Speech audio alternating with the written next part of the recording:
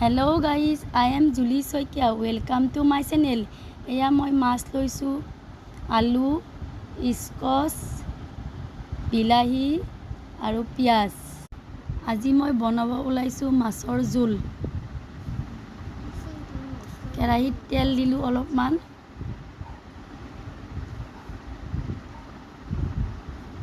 তাৰপিছত মই পাঁচফোৰণ কেইটামান দিলোঁ। এয়া মই পিঁয়াজ দিলোঁ,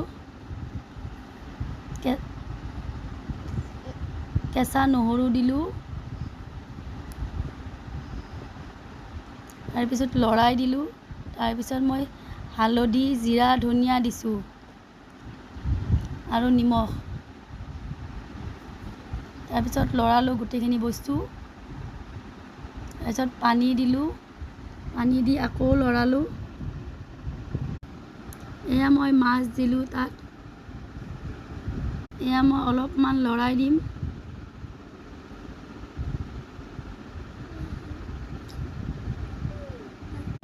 মাছখিনি 90% সিজাৰ পিছত মই বেলেগ এটা সাজত উঠাই থ'ম। এতিয়া মই সেইখিনি জোলতে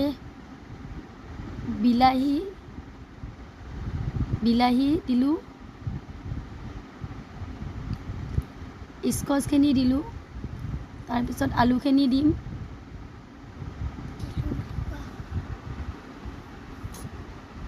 তাৰপিছত লৰাই দিম।